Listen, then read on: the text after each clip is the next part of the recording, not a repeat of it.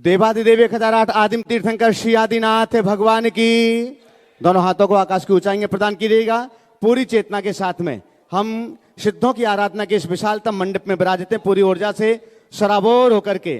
चैतन्य चमत्कारी श्री चंद प्रभु भगवान की, परम शांति विधायक श्री शांतिनाथ भगवान की, चिंतामणि श्री पार्श्वनाथ भगवान की, वर्तमान शासन नायक श्री महावीर भगवान की, 24 तीर्थंकर भगवंतों की, सिद्ध चक्र महामंडल विधान की, संत शिरोमणि 108 आचार्य गुरुवर श्री विद्यासागर जी महामुनिराज की, परंपराचार्य श्री समय सागर जी महाराज की, गुणायतन प्रणेता शंका समाधान प्रवर्तक भावना योग जनक तरुणाई के प्रखर वक्ता पूज्य मुनिवर श्री प्रमाण सागर जी महाराज की, पूज्य मुनिवर श्री संधान सागर जी महाराज की, समस्त मुनि संघ की। आइएगा बंधु, टीवी चैनल का सबसे लोकप्रिय कार्यक्रम सायंकालीन शंका समाधान के इस दिव्य सत्र को आप सभी लोग संस्कारधानी जबलपुर के, जहां पर सिद्धों की आराधना चल रही है, ऐसे 122 मंडली सिद्धों की आराधना के इस भव्यतम आराधना मंडप से देख और सुन रहे हैं। आप सभी जो लोग यहां पर उपस्थित हैं तथा इस समय पारस चैनल, जिनवाणी चैनल, आदिनाथ चैनल और प्रामाणिक ऐप के माध्यम से देश और दुनिया में अपने घरों पर बैठकर के इस कार्यक्रम को देखने वाले सभी सुधी श्रावकों का हम हार्दिक हार्दिक स्वागत एवं अभिनंदन करते हैं। दोनों हाथों को जोड़िएगा, महाराज श्री के पावन श्री चरणों में नमोस्तु निवेदित करते हैं। आपके लिए भी मंगल आशीष मिले और आपके माध्यम से देश और दुनिया में इस कार्यक्रम को देखने वाले लाखों भक्तों के लिए भी मंगल आशीष की छांव प्राप्त हो। हे महाराज श्री, नमोस्तु नमोस्तु नमोस्तु। आइएगा बंधु, जैसे कि आप सभी के लिए मालूम है कि पूज्यवर के पावन चरण सन्निधि में सिद्धों की आराधना का यह पावन सौभाग्य आप सभी लोग प्राप्त कर रहे हैं। आज 512 अर्घों के माध्यम से हम सभी ने सिद्धों की आराधना की। कल इस विधान के आराधना के रूप में अंतिम दिवस है, जब हम 1024 अर्घों से आराधना करेंगे। 8 तारीख को प्रातः विश्व शांति महायज्ञ हवन और सभी श्री जी को हम रथ और पालकियों में सवार करके इस शहर की गली गली से नगर में मार्गों पर भ्रमण करेंगे। बहुत ही अलौकिक वह सौभाग्य आप सबके बीच होगा। हम पूज्यवर मुनि श्री संधान सागर जी महाराज जी के पावन श्री चरणों में शंका समाधान के इस दिव्य सत्र के लिए प्रार्थना करें। उसके पूर्व बंधु, बहुत ही पुण्यशाली आचार्य भगवान गुरुवर श्री विद्यासागर जी महाराज जी के पावन हस्त पावन कर कमलों से, जिन्होंने आर्यिका दीक्षा को प्राप्त किया था, बहुत लंबे समय तक आर्यिका दृढ़मती माता जी के सत्संग चरणों में रह करके जिन्होंने अपनी सतत साधना को संपन्न किया, शाश्वत तीर्थराज पर जिन्होंने वंदना की, वहां की रस से अपने आप को पवित्र किया, ऐसी आर्यिका मां अकलंकमती माता जी जो इस समय पिसनारी की मड़िया में विराजमान थी, आर्यिका तपोमती माता जी की सत्संग सन्निधि में उनकी सेवा और शुश्रूषा चल रही थी।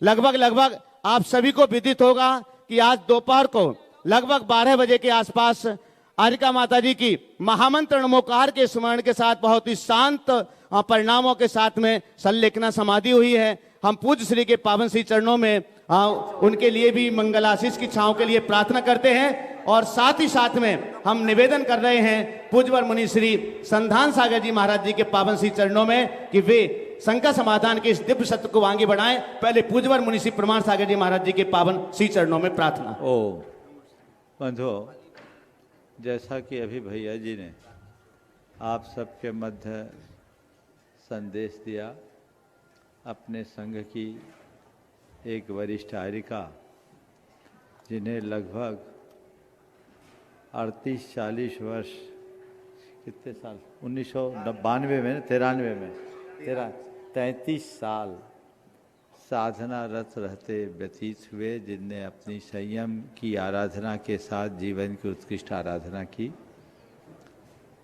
कुछ कर्म का योग ऐसा आया, गंभीर बीमारी ने उन्हें जकड़ा, लेकिन यह कह करके मुझे बहुत प्रसन्नता है कि उन्होंने बीमारी को हराया, बीमारी से नहीं हारे। इतनी गंभीर बीमारी के बाद भी अपने संयम की निर्बाध आराधना बहुत दुर्लभ होती। उन्होंने बहुत उत्कृष्टता के साथ संयम साधना पूर्वक धर्म ध्यान के साथ अपना ये शरीर छोड़ा है, मैं समझता हूँ हर साधक के जीवन की एकमात्र यही साध होती है जो उन्होंने प्राप्त कर लिया। कल ही संधान सागर जी महाराज मड़िया जी गए थे, इन्होंने हमसे कहा, हमने कहा भैया इतने टाइट कार्यक्रम में तो कैसे जाना होगा, लेकिन महाराज तो उड़ते हुए जाते हैं, कब जाकर कब आ जाए कोई को पता ही नहीं लगता। और उन्होंने उन्हें कल संबोधन भी दिया, निश्चित ये उनके पुण्य का योग था। हाँ हाँ हाँ, तो ये एक प्रकार से उन्हीं के लिए गए। मन तो हम लोगों का भी था, लेकिन कार्यक्रम की व्यस्तता के कारण ऐसा योग नहीं बन पाया। उनने अपने जीवन को तार लिया, संयम के साथ, रत्नत्रय के साथ, मोक्ष मार्ग के अनुकूल प्रवर्तन करते हुए संलेखना पूर्वक देह छोड़ना, यही हर साधक की सबसे बड़ी उपलब्धि है। अंते समाहि मरणम चौगई दुखम निवारे, ये अंत का समाधि मरण चतुर्गति के दुखों का निवारण करता है। सवाल ये नहीं है कि कौन कितना जिया, महत्वपूर्ण तो ये है कि कौन कैसे जिया। संयम के साथ बीता हुआ एक श्वास असंयम के साथ बीतने वाले वर्षों से बड़ा होता है। उन्होंने अपने जीवन में उपलब्धि की। मैं इसके लिए उनके प्रति अपनी शुभाशंसा प्रकट करता हूँ। निश्चित उनने जो आराधना की है उसका फल उन्हें मिला। उनने आराधना की उसका फल उन्हें तो मिला ही होगा। बहनें बता रही है, बिल्कुल पूर्ण चेतनता, जागरूकता के साथ उनका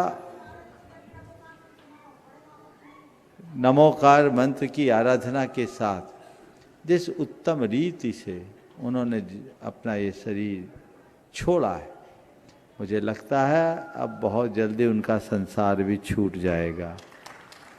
और यही होना चाहिए। आयरिका दिलमती जी के संग में वो साधना रत थी। अभी समेत शिखर की वंदना का भी उन्हें सौभाग्य मिला और ये आराधना उनकी सानंद संपन्न हुई। मैं उनके लिए उत्कृष्ट भावना भाता हूँ। और तपोमती जी ने पूरी उनकी सेवा की, पूरा संघ उनकी सेवा में समर्पित रहा, जो वर्तमान में मड़िया जी में विराजमान है। निश्चित अंत समय में अच्छे निर्यापक का उपलब्ध होना बहुत दुर्लभ होता है। उनका कोई पुण्य था जो उन्हें सारे सुयोग मिले और उन्होंने अपने जीवन के सार तत्व को प्राप्त कर लिया। हम तो यही भावना भाते हैं, हर साधक के मन में ऐसी ही भावना होनी चाहिए। अंतः क्रियाधिकरणम तपः फलम सकल दर्शनस्तुवते तस्मात् यावद विभुवम समाधि मरणे प्रयतितव्यम। कब किसकी बारी आ जाए कोई पता नहीं है। जीवन का कोई ठिकाना नहीं, चाहे साधु हो या गृहस्थ है। हाँ, उनके दर्शन के बड़े प्रबल भाव थे। मैंने प्रतिनिधि के रूप में महाराज तो वहाँ पहुँच ही गए और लाभ ले लिए। हाँ हाँ हाँ, बिल्कुल। ये आपके जबलपुर की थी, मिलौनीगंज वाली थी ना? हाँ, जबलपुर की थी, मिलौनीगंज की।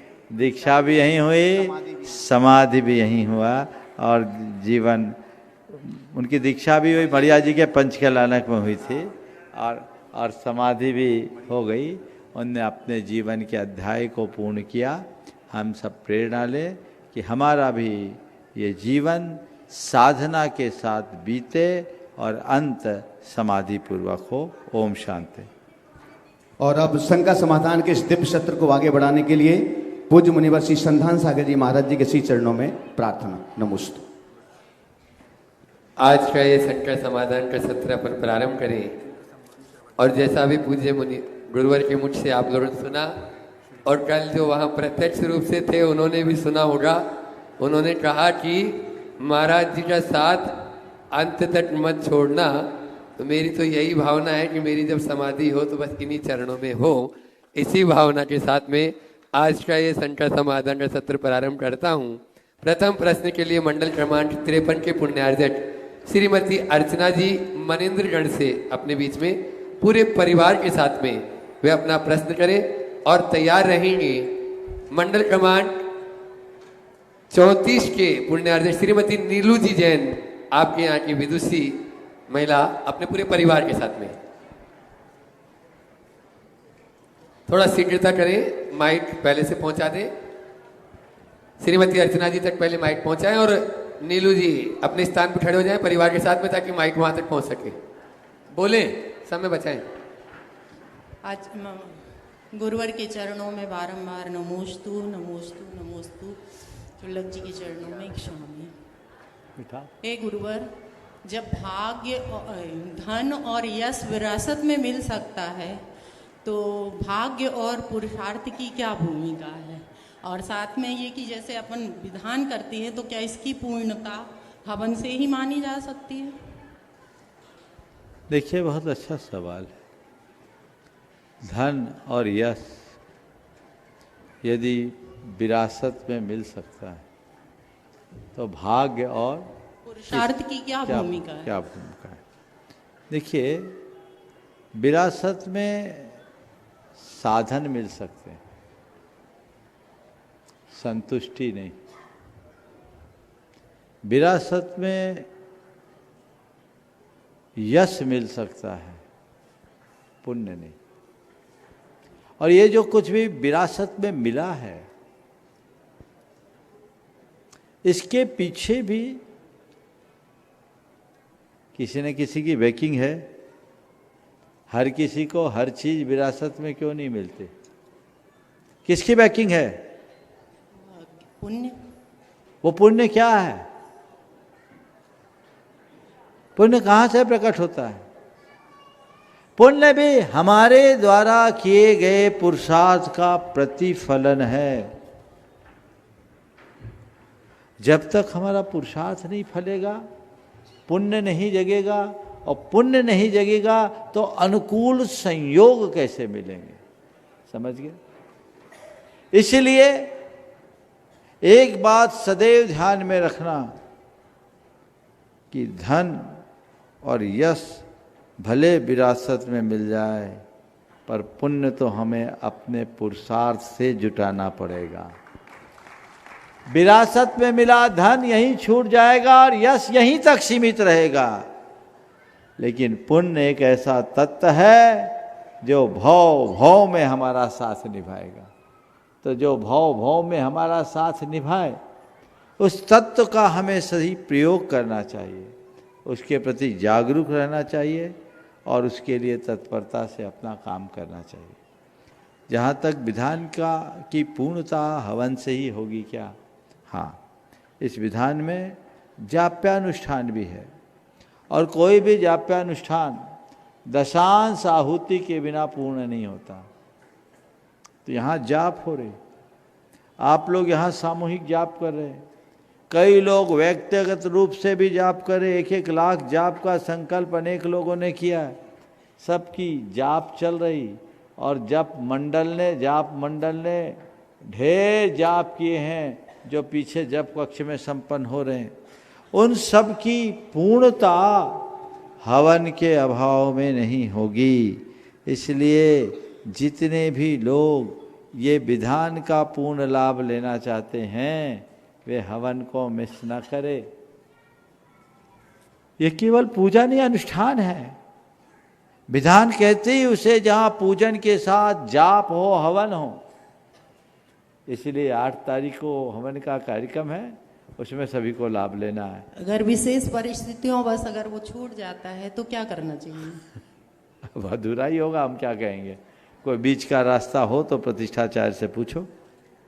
महाराज जी, एक प्रश्न एक ही नीलू जी जैन, मंडल क्रमांक 34, पूरे परिवार के साथ में, और उसके बाद में तैयार रहेंगी अर्णिका सिंगई जबलपुर। हाँ,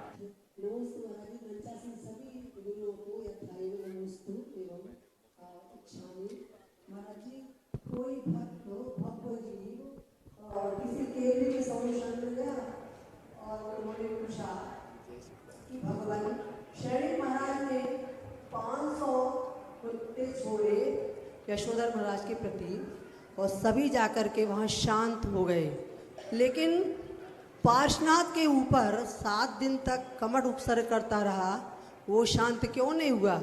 तो वहाँ केवली भगवान वो थे, वो तो मूक थे इसलिए कुछ नहीं बोले। वहाँ किसी मुनिराज ने कहा कि तुम्हारे यहाँ प्रमाण सागर जी जबलपुर में, वहाँ से यहाँ क्यों पूछते हो, वहीं क्यों नहीं पूछते? क्योंकि उनका ही उत्तर तुम्हें समझ में आएगा, इधर का उत्तर आपको समझ में नहीं आएगा। इसलिए महाराज जी ये उनका प्रश्न है, और अगर आपकी आज्ञा हो तो मैं अपना प्रश्न भी रख दूं क्या? कलाकारी तो पूरी दिखा दिया है ना? महाराज जी महाराज जी आप मेरा प्रश्न है कि धृतराष्ट्र जन्म से अंधे थे, लेकिन वो तो ठीक थे, जन्मान थे, लेकिन गंधारी ने जो आंखों पर पट्टी बांधी, ये कहाँ तक उचित था? यदि शायद वो पट्टी नहीं बांधती तो मुझे लगता है कि महाभारत नहीं होता, और महाभारत यदि नहीं होता तो बेचारी द्रौपदी भी बदनाम नहीं होती, दुर्योधन भी बदनाम नहीं होता। इस विषय में आपका क्या कि पट्टी बांधना ऐसा कैसा पतिव्रत धर्म है कि जो पति के तो तुम्हारे ही सवाल का उत्तर दे दूं, उनका छोड़ दूं, लेकिन झगड़ा हो जाएगा। देखिए, जो आपने सवाल किया, निश्चित यशोधर मुनिराज के ऊपर छोड़े गए 500 कुत्ते उनके तपह तेज के प्रताप से निश्चेष्ट हो गए। पार्श्वनाथ भगवान के ऊपर इतना उपसर्ग किया गया और उस समय उनके तप का कोई प्रताप नहीं दिखा। इसे मैं एक संयोग के रूप में देखता हूँ। यशोधर महाराज का चेलना के निमित्त उद्धार होना था। यशोधर महाराज के निमित्त चेलना के माध्यम से राजा श्रेणी का उद्धार होना था, इसलिए भवितव्यता ने ऐसा खेल खेला कि कुत्ते आए और शांत हो गए। अगर ये सब नहीं होता तो श्रेणिक भगवान ऋषभदेव यशोधर महाराज की शरणागत नहीं होता, और श्रेणिक भगवान की शरणागत नहीं होता, उनके शरणागत नहीं होता तो उसका उद्धार भी नहीं होता। इसी तरह पार्श्वनाथ भगवान के साथ 7 दिन बाद धर्मेंद्र आया। पहले क्यों नहीं आया? पहले भी आ जाता। अंतरंग कारण कर्म का जब तीव्रोदय होता है तो बाह्य निमित्त कोई काम नहीं करता। तब तक धर्मेंद्र को सपना नहीं आया, इंद्रों का आसन नहीं हिला। 7 दिन बाद जागा। मैं इसे इस रूप में देखता हूँ कि अगर पहले ही सब खेल खत्म हो गया होता तो पार्श्वनाथ भगवान का इतना सम्मान कहाँ बचा होता। पार्श्वनाथ भगवान ने उपसर्ग सहा, इसलिए तो ये सारी चीजें हो रही।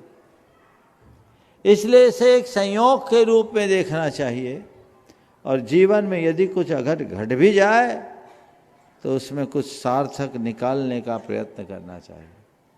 पार्श्वनाथ भगवान के तप में कोई कमी थी या यशोधर मुनिराज के कोई विशेष अतिशय था, ये सब तो हमारी नादानी भरी अभिव्यक्ति होगी। सच्चाई यही है कि दोनों के साथ ऐसा ही संयोग था। अब आपका दूसरा सवाल, गंधारी की आंखों में पट्टी बांधना, निश्चित ऐसा पातिव्रत्य धर्म हमारे यहाँ कतई स्वीकार नहीं किया गया। हमारी संस्कृति में पत्नी को हमेशा पति का अंग बनकर के जीना होता है, और यदि कदाचित पति बिना आँख का हो तो पत्नी को उसकी आँख बननी चाहिए, न कि आँख की पट्टी। अगर गंधारी ने आदर्श उपस्थित किया होता तो निश्चित महाभारत नहीं हुआ होता और हमारे देश में एक अलग इतिहास रचा होता। तो ये जो जानते हुए भी व्यामोहों से ग्रसित होकर अपनी आँखों में पट्टी बांध ले तो उसका यही होता है। और मुझे नहीं मालूम, मैं महाभारत को एक अलग संदर्भ में भी देखता हूँ। आज गुंजन कला सदन यहाँ उपस्थित है। मुझे याद है 2004 में जब मैं यहाँ आया था तो इन्हीं लोगों के अनुरोध पर हमने यहाँ राम कथा रामायण पर प्रवचन किया था, और उसमें मैंने अपनी रामायण आप सबको सुनाई थी, आप सबको याद होगा। और वही चिंतन आगे बढ़ा तो सतना में मैंने रामायण के साथ गीता की भी चर्चा की थी, महाभारत की भी चर्चा की थी। और मैं आप सबसे कहना चाहता हूँ ये गांधारी, ये धृतराष्ट्र, ये दुर्योधन, ये एक व्यक्ति मात्र नहीं है, ये हमारे अंदर की वृत्ति भी है। मुझे नहीं मालूम धृतराष्ट्र की कौन सी पत्नी गांधारी ने अपने आंखों में पट्टी बांध रखी थी। मुझे ये नहीं मालूम कि दुर्योधन की किस मां ने अपने आंख में पट्टी बांधी थी। पर मुझे दिखता है कि आज भी सब गांधारी बनकर आंखों में पट्टी बांधे हैं और सबके भीतर धृतराष्ट्र बैठे हैं। सबके सामने द्रौपदी का चीरहरण हो रहा है और सबके घट में महाभारत छिड़ा हुआ है।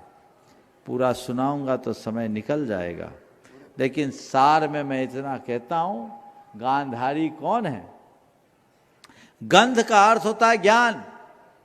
ज्ञान की जो अरि यानी शत्रु, यानी गंधारी जो हमारे भीतर के ज्ञान विवेक उसकी शत्रु है, उस वृत्ति का नाम है गंधारी। जो हमारे अंदर की कुमति है, उसने आंख में पट्टी बांध ली, यानी जान करके भी अनजान बन गए। समझ गए? और धृतराष्ट्र कौन है?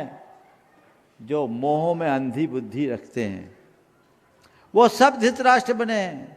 तो मोहांध व्यक्ति अपने जो मोह में अंधा होता है, तो उसकी पत्नी उसकी मति गांधारी बन जाती है, उसके आंख में पट्टी बन जाती है। वो सत्य को देखना नहीं चाहती, और जो सत्य को देखते नहीं वो असत्य के पक्ष में जाते, असत्य के व्यामोह में उलझते हैं। और जो असत्य के व्यामोह में उलझते हैं, उनके जीवन में केवल महाभारत का ही दंड छिड़ता है। कभी प्रसंग बनेगा तो फिर से गीता और महाभारत की बात होगी। चलिए, अर्णिका जी सिंह गई, वे अपना प्रश्न गुरु चरणों में करें। और उसके बाद मंडल क्रमांक 16 के पुण्यार्जक कोमल चंद जी, राजेंद्र कुमार जी, सुमित, अमित अडरिया परिवार, पूरे परिवार के साथ में एक प्रश्न करेंगे। गुरुवर के चरणों में नमोस्तु नमोस्तु नमोस्तु। महाराज जी, मेरा प्रश्न है कि पुण्य ज्यादा बढ़ना लाभदायक है, हानिकारक? किसी भी चीज की अति अच्छी नहीं होती। पुण्य ज्यादा बढ़ना लाभदायक है, हानिकारक? आपने पूछा किसी भी चीज की अति अच्छी नहीं होती। बिल्कुल सही कह रहे। मैं आपसे कहता हूं, पुण्य का बढ़ना बुरा नहीं है, पुण्य को भोगना बुरा है। समझ गए? पुण्य तो जितना हो, पुण्य के फल से तो तीर्थंकरत्व की प्राप्ति होती है। पुण्य फला अर्हंता हम लोग दोहराते हैं, उससे बड़ा कोई का पुण्य नहीं है। पुण्य जितना बढ़ेगा जीवन में उतनी निर्मलता आएगी, और पुण्य को जितना भोगोगे जीवन उतना मलिन होगा।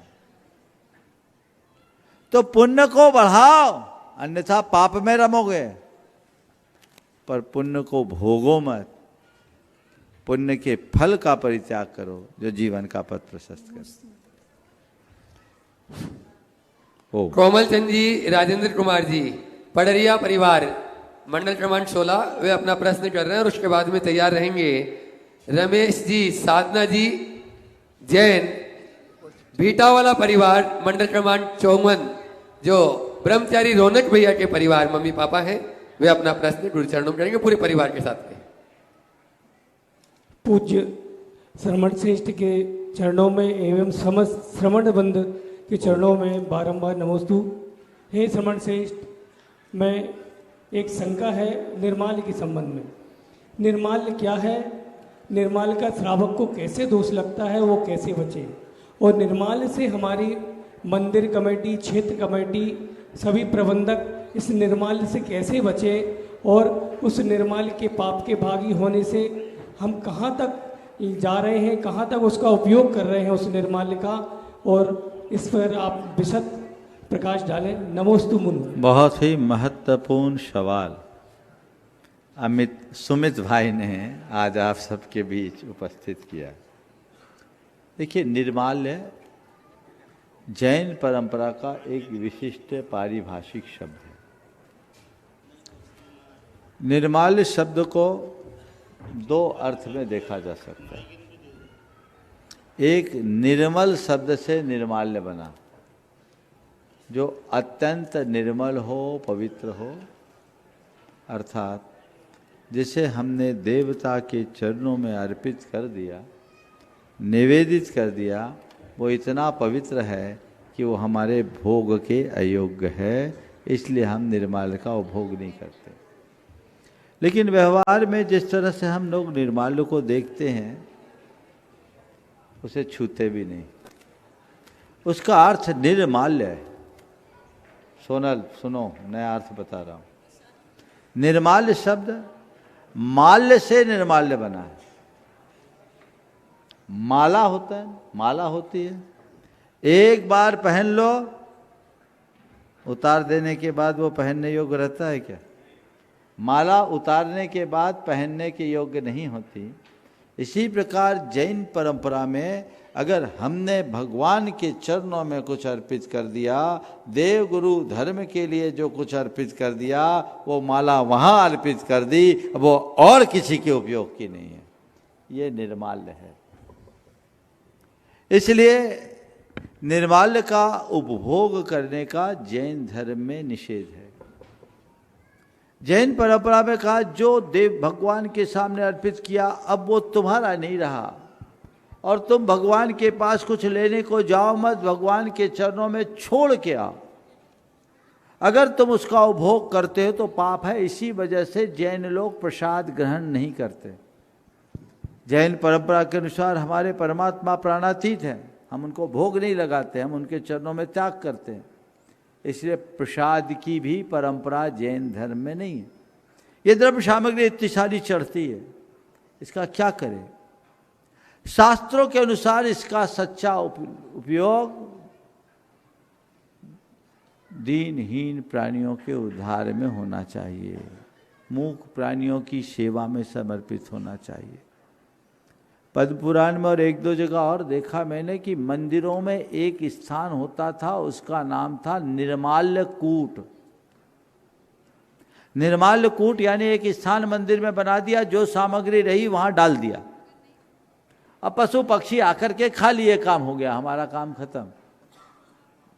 अब ये पता नहीं कब से ऐसी परंपरा चल पड़ी पूरे देश में बहुलता से कि लोगों ने अपने यहाँ भगवान की सेवा करने के लिए जिसको नियुक्त करते हैं, ऐसे माली या व्यास को निर्माल्य के एवज में रख लिया कि हमारे मंदिर में इतना चढ़ावा चढ़ता है, सब तुम्हारा।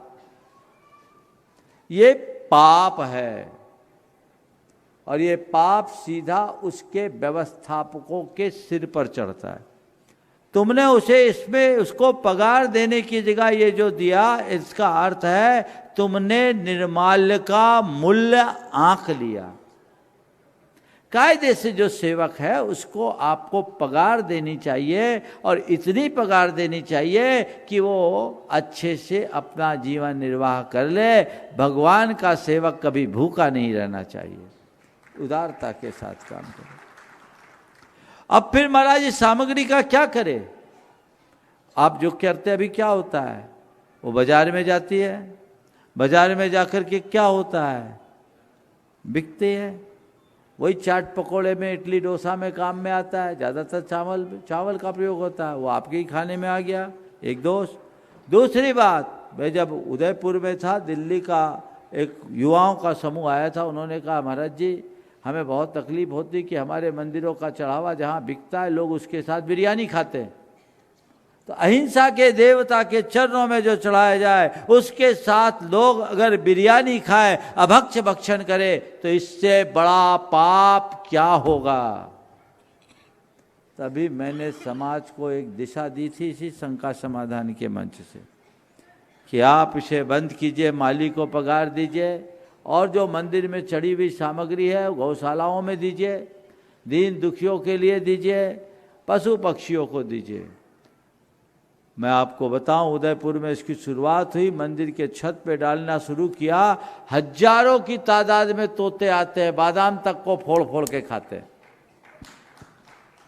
सारी सामग्री उच्छट कर जाते हैं। माने पूरी सामग्री चढ़ती है और घंटे 2 घंटे में सफा चट। सबसे अच्छा इतने पक्षियों का पेट भर रहा है। माली को वो लोग पगार देते हैं। जब पगार देने की बात आई तो कमेटी कही हम देंगे पगार। मुझे बहुत अच्छा लगा देख के, जितने लोग पूजा करते थे बोले पूजा हम करते हैं, व्यवस्था हमारी होती है, कमेटी क्यों पगार देगी। हम सब जितने लोग रोज के पुजारी हैं उनने अपने अपनी तरफ से, कोई ने 500 कोई ने 1000 करके 20,000 रुपये महीने की पगार तय कर दी। माली भी खुश, उसका भी काम हो गया। तो ये काम उसके बाद एक मंदिर से कई मंदिरों में ऐसा हुआ, देश के कई मंदिरों में है, लेकिन बुंदेलखंड में अभी ये चलन नहीं है। आप उसको करिए और खिचड़ी बना के खिला दीजिए। और दीन दुखियों के लिए बहुत लोग हैं बेसहारा लोग जो शुद्ध भोजन करें, उसका उपयोग करें, वेस्टेज नहीं होना चाहिए। जैन परंपरा में एक सबसे बड़ी विशेषता है कि भगवान के आगे जो भी चढ़ावा होता है वो वेस्ट नहीं होता, उसका कहीं ना कहीं उपयोग होता है। तो सबसे अच्छे उपभोग के अधिकारी पशु पक्षी है, हमें उनके लिए देना चाहिए, अन्यथा ये महान दोष का कारण है। जिन्नत धार पवित्था जिन पूजा बंधन निमित्त विशेष धनम, जो भुंजई सो भुंजई निरी गई ये सुईरम दुखम। जीर्णोद्धार का पदार्थ, जिन पूजा बंधन आदि के निमित्त से अर्पित जो धन है, इसका जो भोग करता है वो चिरकाल तक नरक के दुखों को भोगता है, ऐसे शास्त्रों का वचन है। कदाचित वहाँ जाने से बच भी जाए तो पुत्र कलत्त विदुरो दारिद्रो पंगु मूक बहिरंधो चांडालादि कुजादो जिन पूजादि दुब्बहरो। वो आएगा तो यहाँ अनेक प्रकार की विपदाओं का सामना करना पड़ेगा। पुत्र कलत्त से रहित होगा, दरिद्री होगा, मूक होगा, बहिरा होगा, अंधा होगा, कुयोनियों में जन्म लेगा।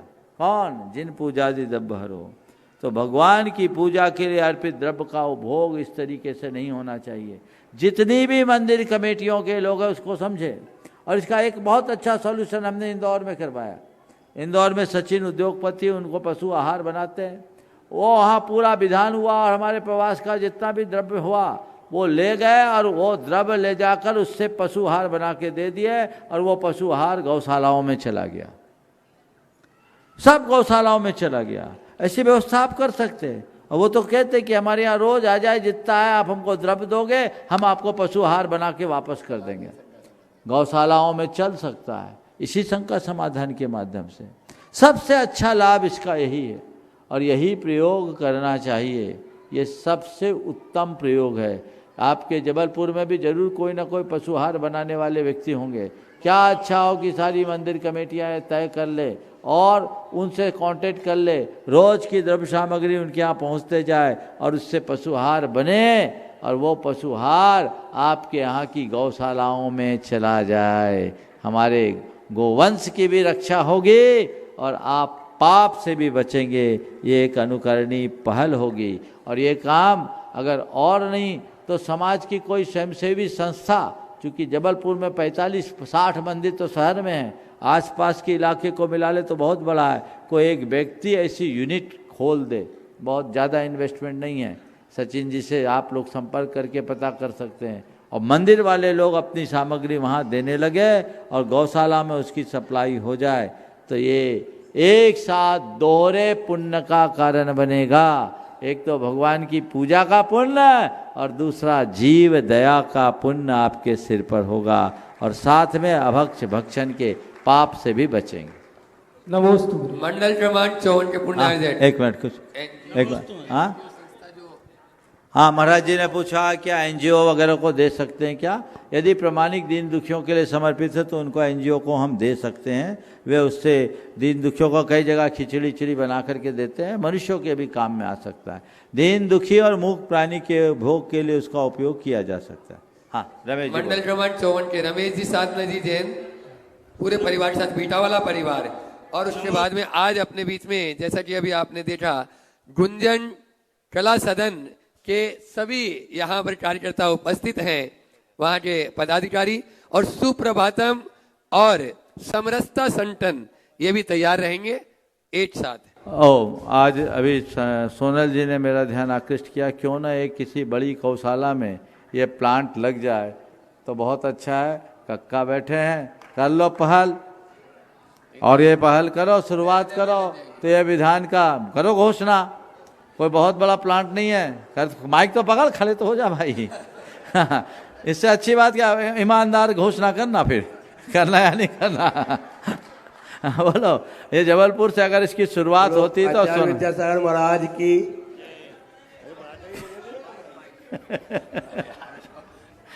वो परम पूज्य आचार्य विद्यासागर महाराज की जय। परम पूज्य प्रभान सागर महाराज की जय। महाराज जी, आपने जो बात विषय रखा है वो विषय 1 महीने के अंदर हम तैयार कर देंगे। बहुत सुंदर, बहुत सुंदर। लेकिन ये सुनो, इनका ये आधा कथन है, इनको सहयोग तब मिलेगा जब तक मंदिर कमेटियां ये निर्णय नहीं लेगी, तब तक कैसे होगा? जितने मंदिर के लोग यहाँ उपस्थित हैं, जैसे संगम कॉलोनी से लालू तो हैं, और कौन, देखिए 1 2 3 मंदिर, हाँ, और यहाँ के राजेश जी, संगम कॉलोनी हो गया, नन्हे मंदिर, अमृत तीर्थ हो गया, हाँ। ये अग्रवाल कॉलोनी, हाँ, पुरानी चौधरी जी का बाजार जी, मंदिर। हो जाएगा लगभग, मुझे लगता है कि सामने से वो शिवनगर से भी हमारे, हाँ, चलिए हो गया। पुरानी बाजार जी, 6 मंदिर के तो भी यहाँ स्वीकृति ये हो गई। शुरुआत है, सबका हो जाएगा। ये पहल करो और ये बहुत उत्तम काम होगा। इससे जबलपुर और उसके आसपास सब जगह का उद्धार हो जाएगा और ये सारा पुण्य कक्का के खाते जाएगा। चलो रमेश जी, अपना प्रश्न स्वीकृता करें, समय कम है। और उसके बाद में गुंजन कला सदन के सभी कार्यकर्ता, उत्साही युवक तैयार है। नमोस्तु महाराज जी, मेरे और मेरे परिवार की तरफ नमोस्तु नमोस्तु नमोस्तु। मेरी 5वीं पीढ़ी अन्य की तरफ से जरूर नमोस्तु महाराज जी। हाँ, जल्दी बोलो भाई। महाराज श्री, मेरा प्रश्न यह है कि भौतिकता की चकाचौंधी और इस शहरी वातावरण के बीच हम युवा यदि कोई छोटे छोटे नियम जैसे रात्रि भोजन त्याग, फास्ट फूड या फिर नित्य देव दर्शन पूजन लेकर धर्म मार्ग पर बढ़ने का प्रयास करते हैं और पालन भी कर रहे हैं, लेकिन महर्षि इसी बीच हम अपने फ्रेंड सर्किल या अपने आत्मीय जनों के बीच में रहते हैं, तब वह हमारे इन नियमों का या व्यक्तिगत साधना को में ठेस पहुंचाते हैं और कहते हैं कि अभी से इतनी धर्म साधना क्यों। तो इस परिस्थिति में महर्षि हम ऐसा क्या करें कि हम उन लोगों को एक अच्छा उदाहरण प्रस्तुत कर सकें? देखो, और जब अपने कभी धर्म भी मार्ग पर दृढ़ आपके रहें। धर्माचरण को लेकर कोई टिप्पणी करे तो उस समय मायूस होने की जगह आपका चेहरा गर्व से उद्दीप्त होना चाहिए और उनसे अत्यंत विनम्रता और दृढ़ता के साथ कहो कि महानुभाव, आपसे हमने कोई सलाह नहीं चाहिए। आपको जैसा लगता है, अच्छा लगता है, आप वैसा जिए। मुझे जैसा अच्छा लगता है मैं जीती हूँ, मैं जीता हूँ, ये मेरी लाइफ स्टाइल है। कृपया कर मेहरबानी करे और मेरे पर्सनल लाइफ में कोई इंटरफेरेंस ना करे। समझ गए? आपको अगर आप जो अच्छा लगता है आप करें, मेरी चॉइस है, वो आपकी चॉइस है। मैं आपके चॉइस पर कोई सवाल खड़ा नहीं कर रही, तो आप मेरी चॉइस पर सवाल खड़ा करने वाले कौन होते हैं? मुझे इस बात का गर्व है कि मैं धर्म सम्मत और शास्त्र सम्मत काम कर रही हूँ। लज्जा तो आपको होनी चाहिए जो धर्म विरुद्ध काम कर रहे हैं। लज्जा और संकोच तो आपको होना चाहिए जो शास्त्र विरुद्ध काम कर रहे हैं। सही करने वाले को गर्व होना चाहिए, संकोच नहीं। नमोस्तु महाराज। हाँ, गुंजन कला केंद्र के सभी कला सदन के श्री नरेंद्र जी जैन, विजय जायसवाल, प्रकाश जी दुबे, आलोक जी पाटिल, प्रदीप जी जैन, राजेश जी, प्रवीण जी, युवराज गढ़ावाल, कौशल यादव, प्रतुल श्रीवास्तव, हिमांशु तिवारी, गजेंद्र जी राठौर, अनुश्री जी और पंडित रोहित जी दुबे, ये सभी सुप्रभात और समरसता और गुंजन कला सारी संस्थाओं के अनेक संस्थाओं से जुड़े हुए वे अपना प्रश्न गुरुचरणों कर रहे हैं, जिन्होंने गुरुवर की लिए राम कथा का जो एक सुंदर आयोजन किया और अभी भी उनकी भावना है, वे अपना प्रश्न गुरुचरणों में करें और उसके बाद में तैयार रहेंगे पवन साधना जी LIC।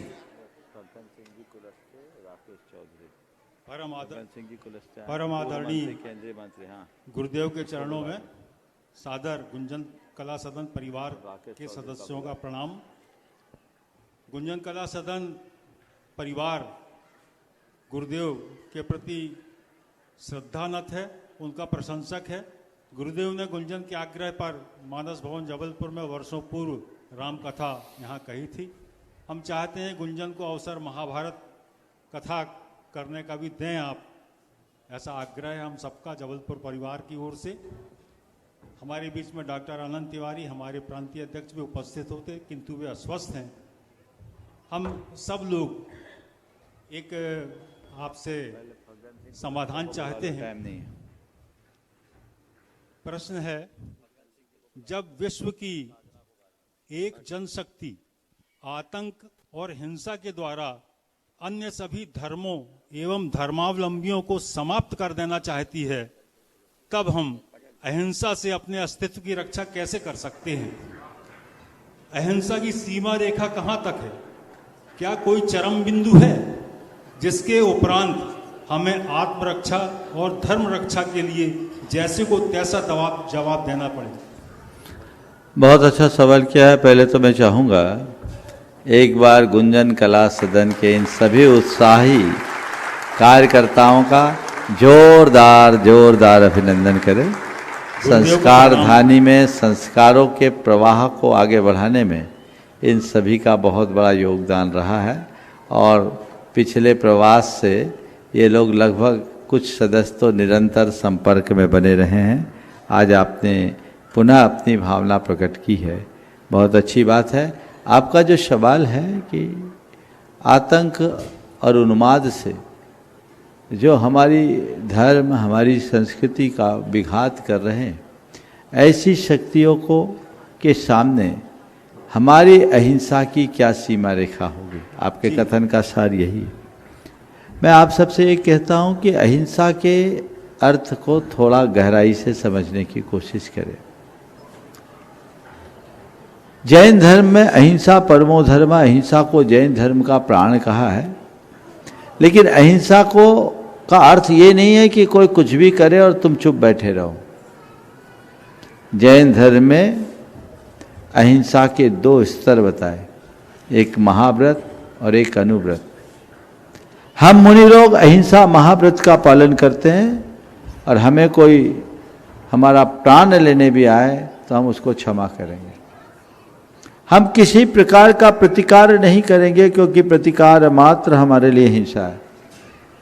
लेकिन आप गृहस्थों को महाव्रत नहीं अनुव्रत का उपदेश दिया है और आपसे कहा गया है केवल संकल्प ही हिंसा का त्याग करो, अर्थात अपने स्वार्थ अपने मनोरंजन इसकी पूर्ति से के लिए हिंसा मत करना। संकल्प पूर्वक किसी का घात करना महापाप है, वो मत करना। चलने फिरने उठने बैठने खाने पीने में जो हिंसा होती है उसको बोलते हैं आरंभी हिंसा। अपने व्यापार व्यवसाय नौकरी चाकरी में जो हिंसा होती है उसको बोलते हैं औद्योगिक हिंसा। इसमें यत्नाचार का पालन करो। लेकिन चौथे स्तर की हिंसा है विरोधी हिंसा। क्या विरोधी हिंसा का त्याग मत करना। विरोधी हिंसा क्या है?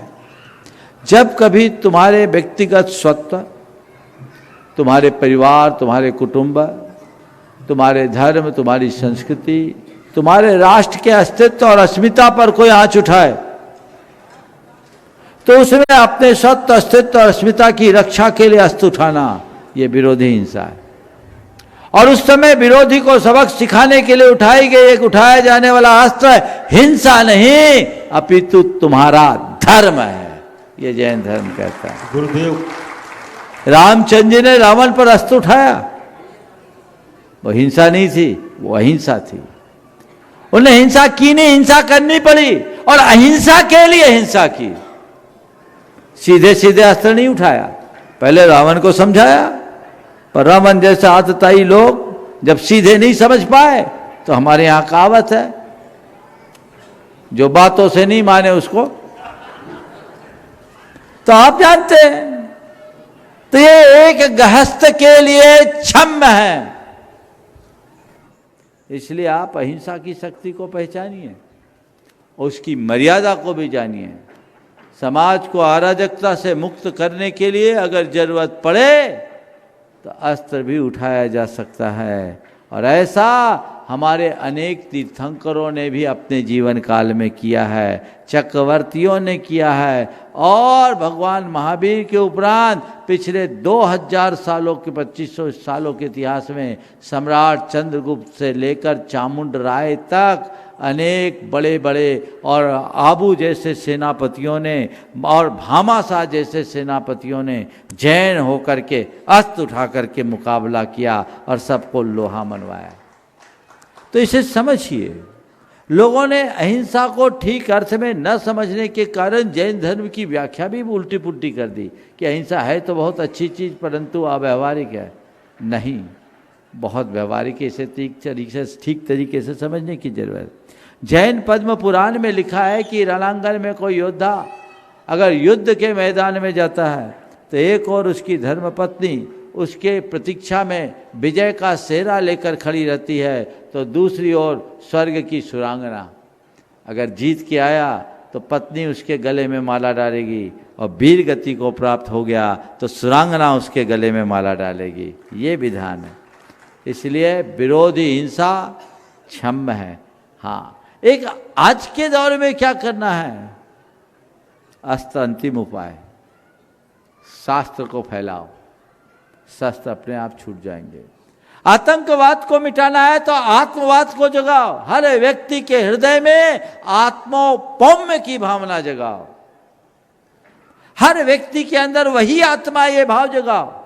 ये ऊपर के चोले का अंतर है, भीतर का तत्व तो यही है। और जब ऐसी भावना जगेगी सहअस्तित्व का भाव विकसित होगा, और जब सहअस्तित्व का भाव विकसित होने लगेगा तो हिंसा और अराजकता तो अपने आप दूर हो जाएगी। अपने प्रति कौन हिंसक होता है? अपने साथ कौन अराजकता अपनाता है? अपने आप को कौन आतंकित करता है? अपनों को कौन आतंकित करता है? भारत की संस्कृति कहती है कोई पराया नहीं है, सब अपने हैं। वसुधैव कुटुम्बकम आत्मोपम्येन सर्वत्र समम पश्यति योर्जुनः सुखम वा यदि वा दुखम सहयोगी परमो मत। ये हमारे देश की संस्कृति है।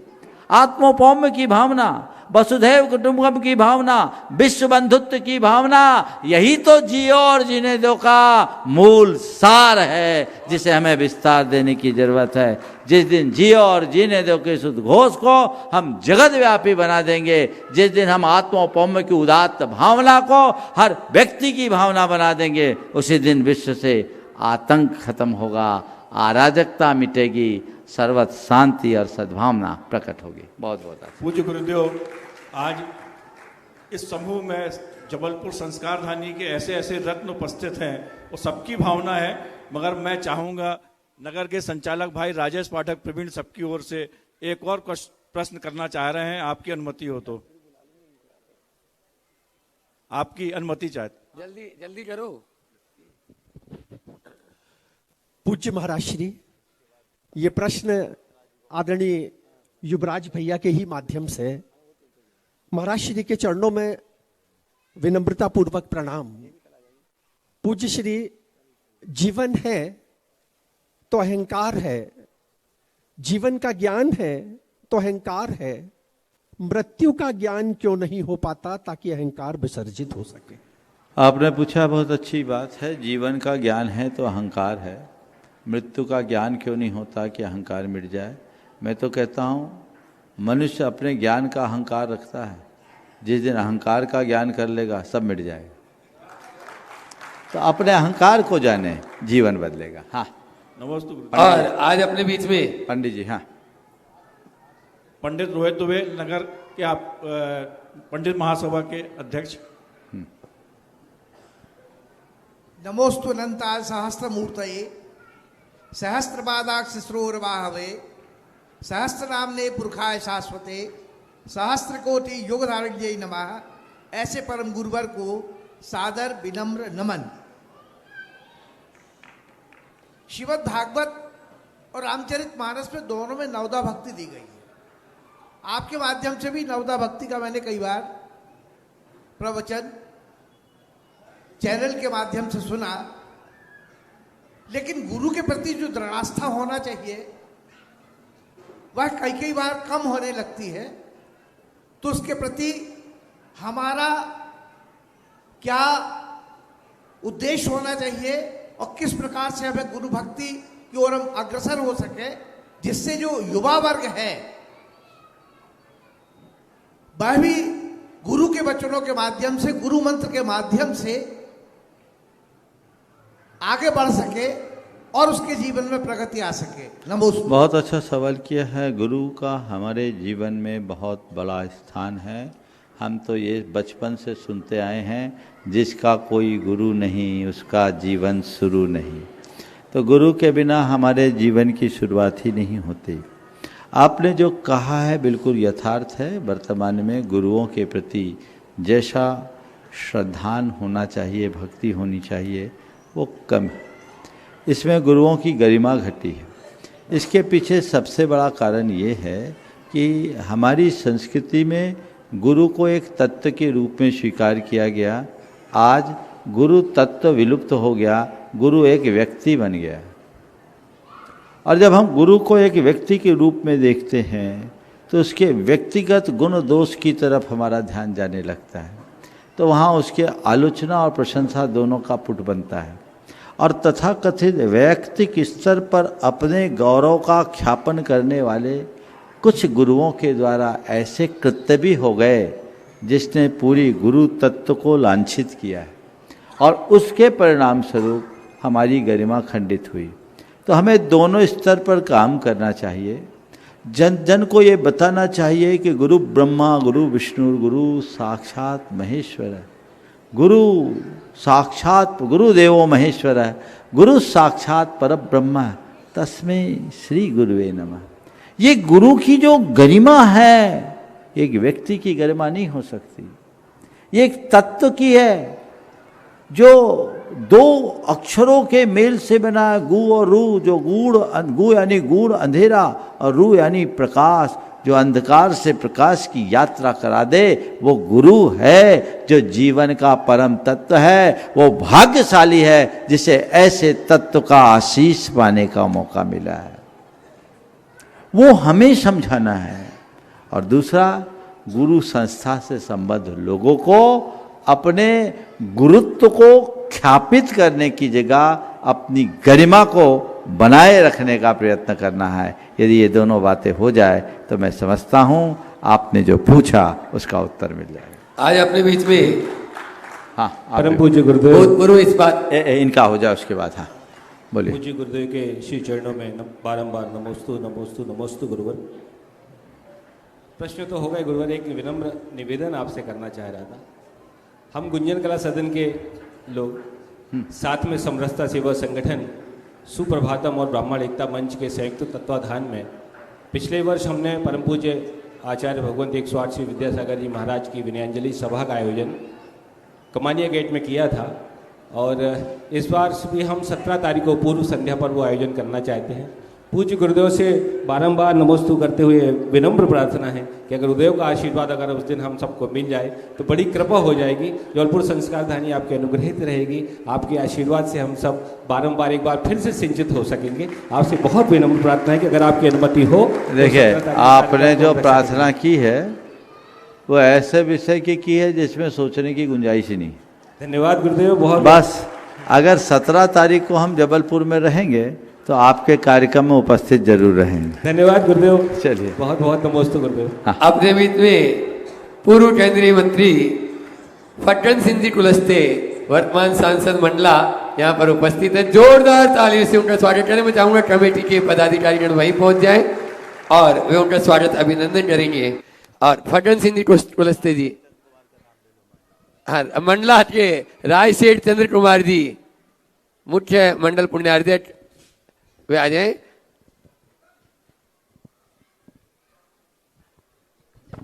माइक वहां तक पहुंचाएं। तब तक और एक बार जोरदार तालियां बजा करके हम सारे लोग अभिनंदन करें पूर्व केंद्रीय मंत्री और वर्तमान सांसद सम्मानी श्री फग्गन सिंह कुलस्ते जी गुरु चरणों में उपस्थित हो रहे। एक ऐसा व्यक्तित्व जो मुनिवर श्री प्रमाण सागर जी महामुनिराज के चरणों का अनुरागी है। राजनीति के शीर्ष पर होने के बाद भी गुरु चरणों का सानिध्य सदैव प्राप्त करने वाले सांसद श्री फग्गन सिंह कुलस्ते साहेब गुरु चरणों में नमन कर रहे। एक बार अपने हाथों से निकलने वाली तालियों से अभिनंदन आप सभी लोग करेंगे, जोरदार ताली बजाकर। और तकरीबन 30 वर्ष से अधिक का समय हो चुका होगा, 35 वर्ष से 40 वर्ष के बीच का समय, और 40 वर्षों से निरंतर मुनिवर श्री प्रमाण सागर जी महामुनिराज के चरणों से जुड़े हुए हैं सम्मानित सांसद श्री फग्गन सिंह कुलस्ते जी साहिब।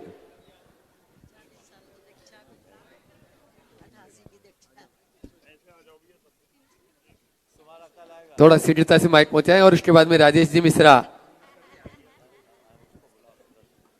राकेश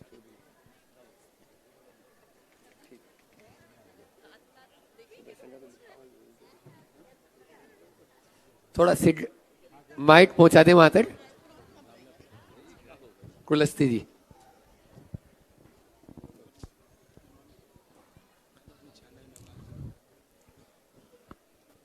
प्रणाम नमन। मैं वर को प्रणाम करता हूं और जैसा मैंने अनुभव किया बहुत पहले आपके सानिध्य में पिंडरई में 96 में आपका आशीर्वाद मिला, पुनः आज यहाँ तक पहुँचने का अवसर मिला है। ओम नमस्कार। एक बार कुलस्ते जी का जोरदार स्वागत कर दो। चलिए। हाँ, सुदर्शन जी पिंडरई वे एक सूचना आपको दे रहे हैं, उसके बाद में राजेश जी मिश्रा जी तैयार रहे। नमोस्तु नमोस्तु नमोस्तु। गुरुदेव, अत्यंत हर्ष का विषय मुझे ज्ञात हुआ। ज्ञात यह हुआ कि भोपाल नगर के सुप्रतिष्ठ निवृत्तमान न्यायाधीश श्रीमान देवेंद्र कुमार जी जैन के सुपुत्र मलय जैन IPS, जिन्हें 2024 में मुख्य राष्ट्रपति द्वारा सम्मानित किया जा चुका है, आज पुनः उन्हें 4 फरवरी को गृह मंत्री अमित जी ने राष्ट्रीय मेडल देने का घोषणा की है। ये बहुत हर्ष का विषय है। उन्होंने इस उपाधि को प्राप्त होने के लिए आपके आशीर्वाद को ही कहा है कि गुरुदेव के आशीर्वाद से मुझे सब प्राप्तियां हो रही हैं। वे आपके चरणों में बारंबार नमस्ते करते हुए और शुभाशीष की वांछा करते हैं। देखिए, मलय जैन जो वर्तमान में ACP के पद पे हैं और पुलिस महानिदेशक के निजी सलाहकार के रूप में काम कर रहे हैं, बड़े निष्ठावान, समर्पित, एक अच्छे अधिकारी और जैन श्रावक है। ये समाज के लिए बड़े गौरव का विषय है कि ऐसे निष्ठावान अधिकारी को इस तरह का सम्मान मिला है, और ऐसे लोग सम्मानित होते हैं तो उससे समाज भी गौरवान्वित होती है। और ये जबलपुर संस्थान के ही पहले पूर्व छात्र रहे हैं और बहुत समर्पित व्यक्तित्व है। एक बार उन तक ये अभिनंदन जाना चाहिए। और वो बड़े धार्मिक भी हैं। वर्तमान में जिस तरह का कार्य वो कर रहे हैं वो बहुत प्रशंसनीय है, सराहनीय है। हमें ऐसे लोगों की भूरी भूरी प्रशंसा करनी चाहिए। आज मलय जैन, इनसे पूर्व संदेश जैन भी इसी पद पे थे। इन लोगों ने अपने कार्यों से समाज का नाम ऊंचा किया। इनको बहुत बहुत आशीर्वाद। मिश्रा जी। राजेश जी मिश्रा जो आचार्य विद्यासागर मिशन के संचालक हैं, परम भक्त हैं और पूर्व, हाँ, और राकेश जी चौधरी पूर्व अध्यक्ष बढ़िया जी। हे परम पूज्य निर्यापक श्रमण 108 श्री प्रमाण सागर जी महाराज, आपको अपने बीच में इस तरह से पाकर यह संस्कार धानी खुशी से फूली नहीं समाती है। और आपको अपने बीच में इस तरह से पाकर अपने भाग्य पर आश्चर्य करते हुए कभी आपको तो कभी अपने आप को निहारती है। अपनी श्रद्धा के नीर से आपके चरणों को पखारती है प्रमाण सागर जी महाराज। अपनी श्रद्धा के नीर से आपके चरणों को पखारती है। विद्यासागर जी के साथ हम लोगों ने पूरा जीवन जिया और उनके चरणों में रहकर हम लोगों ने यह जाना कि गुरु की याद ही गुरु की भक्ति है, गुरु की याद ही शिष्य की शक्ति है, गुरु की याद ही धर्म निष्ठा है और गुरु की याद में रहना सबसे ऊंची प्रतिष्ठा है। हे महाराज जी, हम ये जानना चाहते हैं कि विद्यासागर जी महाराज से आपका जो रिश्ता है ये आप किस तरह से निभाते हैं? आप सुबह से शाम तक उनके साथ किस तरह से रहते हैं? वे आपके भावों में कैसे रहते हैं? आपके आचरण में कैसे रहते हैं? क्या आपकी उनसे बात होती है? आप अपने गुरु के प्रति आपका जो रिश्ता है उसके बारे में थोड़ा समझाएं। देखो भाई, आपने जो सवाल किया है, इन सारे सवालों का उत्तर तो तब दिया जाए जब मैं अपने वजूद को अपने गुरु से अलग देखूं। जब मैं अपने वजूद को ही गुरु में देखता हूं तो ये सवाल अपने आप छूट जाते हैं। समझ गए? जब हमारे सामने गुरु आते हैं तो मैं नहीं रहता, और जब मैं रहता हूं तो गुरु नहीं होते। आज हर व्यक्ति को चाहिए कि अपने जीवन को गुरुमय बनाना हो, मैं को खो दो। हर पल उन्हीं का एहसास होगा, हर पल उन्हीं का साथ होगा। पवन साथ में LIC। चलिए आज के सत्र को यहीं पर विराम। बोलिए अहिंसा परमो धर्म की। बहुत सारे लोग वंचित रह गए हैं, अब वे लोग कल की प्रतीक्षा करेंगे। बोलिए अहिंसा परमो धर्म की जय।